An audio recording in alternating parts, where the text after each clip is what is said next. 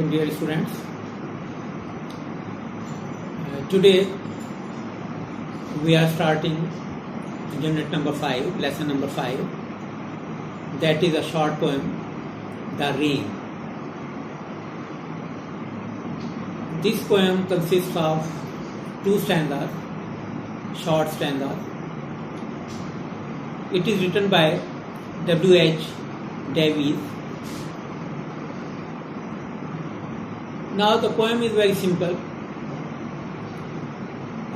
We'll go through the poem, paraphrase its 2 stanzas and try to understand the theme of the poem also. I hear leaves drinking rain. I hear rich leaves on top, giving the poor beneath, drop after drop. 'Tis a sweet noise to hear these green leaves drinking near. So that's the first stanza of the poem. The poet simply tells us that he hears leaves drinking rain. Now you know that poets usually don't say things in direct ways. They use similes, metaphors, symbols and other figures of speech to narrate or to describe something in a more beautiful and impressive way. So actually what's happening is that it's raining, raindrops are falling. The poet is standing under some tree and he can hear that the raindrops are falling on the upper leaves of the tree, the leaves which are on the upper branches of the tree. But instead of saying that those raindrops are falling on the upper leaves, he says that he hears leaves drinking rain. He gives it a twist, a turn, and says that actually those leaves are drinking raindrops. I hear rich leaves on top. And these rich leaves, these upper leaves are described as rich by the poet because they are getting raindrops in plenty, in great number, in abundance. So as rich people, have abundance of wealth, a lot of wealth. So these leaves are rich because they are getting more and more water drops. They are getting abundance of those raindrops. But these leaves are very charitable. They are very generous. They are giving the poor beneath. Now the leaves under those upper leaves are called poor because they don't get raindrops directly. Raindrops come to them through these upper leaves, the rich leaves. So the poor leaves or the leaves under these rich leaves are getting raindrops one after the other. They are getting it in a slow way. 'Tis a sweet noise to hear. 'Tis is an abbreviated form of it is. It is. In poetry, sometimes we make such contractions for meter's sake, for the sake of smoothness and rhythm. So 'tis a sweet noise to hear. Now it's the poet's opinion. The poet feels very happy to hear the noise of the raindrops, these green leaves drinking near. So he says that he feels very happy, he feels very satisfied that these green leaves which are near to him.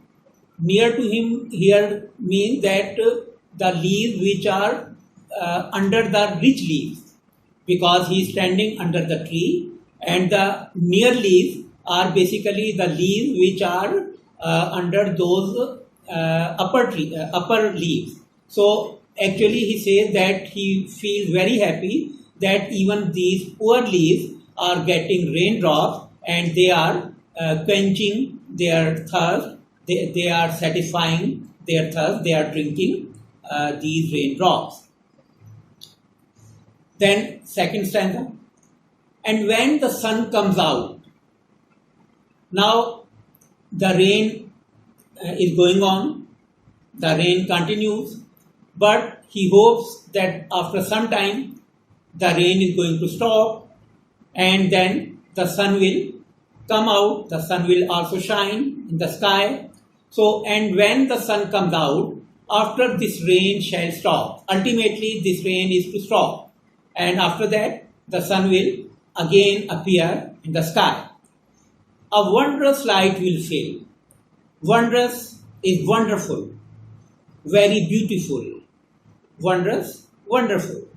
A wondrous light will fill each dark round drop.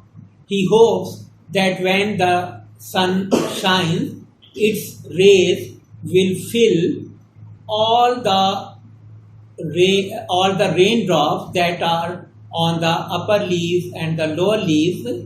The light of the sun, the sunlight, will fill these drops with their shining, with their wondrous light, with their wonderful shining. I hope the sun shines bright. It will be a lovely sight. And he hopes that after the rain, the sun will appear and its light will be very bright, its shining will be bright, and he hopes that after the rain, the scene will be quite lovely, quite beautiful. Sight means scene, so the whole scene will appear very beautiful after the rain stops. So now let's look at the stanzas once again. As you can see, these two stanzas have some rhyming words. The word top has the rhyming word drop, and the word here has the rhyming word near.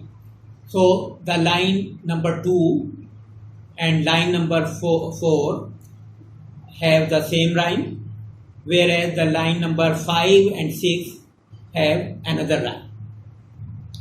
Similarly, in the second stanza, stop and drop, these are rhyming words, and bright and sight are again rhyming words. So if we are to write the rhyme scheme of the stanzas, we may write it in this way. The first line will be designated as A. The first line is A. The second is B. The third is C, because these lines don't have rhyming words. So A, B, C.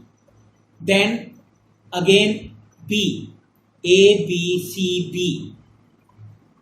Then D and again D. A, B, C, B, D, D. It's the rhyming scheme of first stanza. A, B, C, B, D, D.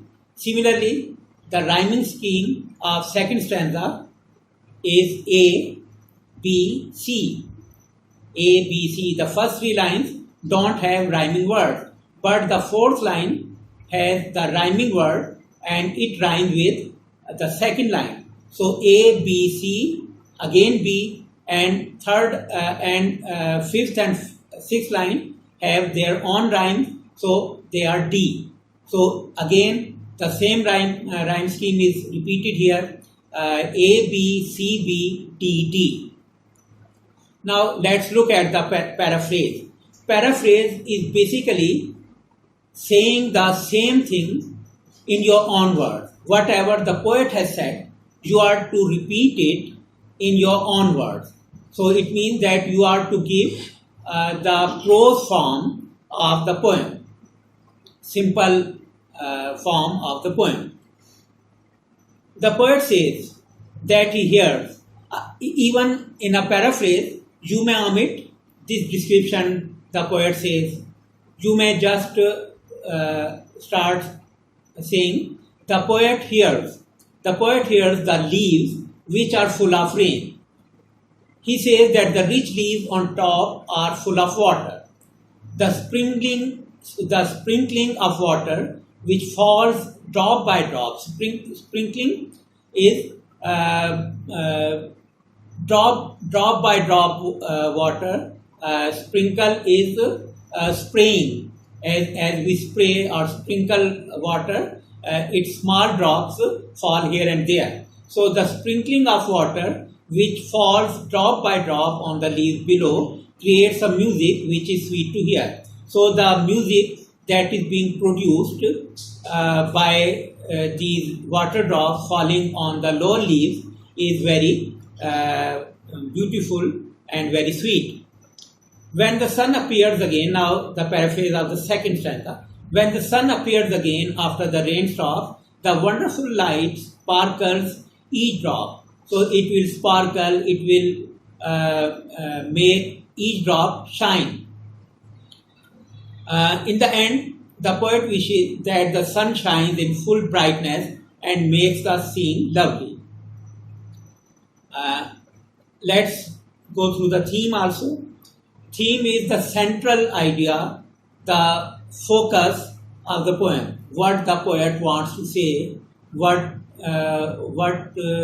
subject matter he has brought out there. The poem is musical display of rain. It is a musical display because it is related to the sound of falling drops on the leaves. So that's why it has been described as musical, and display is shows, exhibition, show of rain, a great phenomenon of nature. A phenomenon is some natural happening. Phenomenon is some natural happening. It has a symbolic meaning also. Now, whatever the poet is saying in these two stanzas is actually not confined or limited to the raindrops or the leaves only. Actually, the poet is making a comment on our society also. He wants to say that in our society there are two classes. One, the wealthy people, the rich people, and the other one, the poor people, the needy people. And a society may exist, may survive in a joyful way, in a comfortable way, only if the rich are ready to help the poor, to give them whatever they already have, to bring to them at least some of the comforts and necessities of life. So these leaves in that way become symbolic of people. Rich leaves are the symbols or metaphors used for the rich people, and poor leaves are metaphors for the poor people. So it has a symbolic meaning also. The leaves on the upper level get the raindrops first and quench their thirst. Quench is to satisfy. Sate, S-A-T-E, sate is another word that you may use for quench.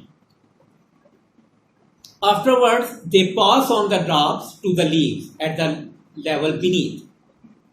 So when they have quenched their thirst, when they have satisfied their thirst, they are passing those raindrops to the lower leaves. So lower leaves are also getting benefit of these raindrops. These lines may offer a metaphor as well. So they are being used as a metaphor. The rich at the upper level get a golden chance first, and whatever remains trickle down to the people at the level beneath. So obviously in a society, the rich people always enjoy the luxuries and comforts of life. First of all, whatever new invention, whatever new technologies are introduced in our markets, it is the rich who enjoy them first of all. But after some time, even the poor people, even the lower classes of our society become able to enjoy those things because second-hand things are available. For example, used things are available, and again, with advancement in technology, certain companies introduce some cheap or some inexpensive things also, and in that way, poor people also enjoy the same thing. So, whatever remains, trickle down. Trickle is to come drop by drop, to come down drop by drop. So trickle down to the people. So slowly, those benefits, those advantages, those comforts and luxuries also come to the poor people. However, the scene of the sunshine afterwards is lovely and a source of pleasure to every one of us. Even this scene of the sunshine is a metaphor here. The poet is dreaming of, the poet is thinking of some golden period, some advanced period, some period that is free of all the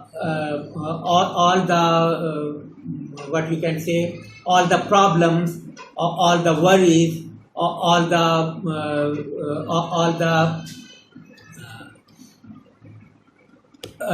miseries and hardships of life. Sun is symbolic of some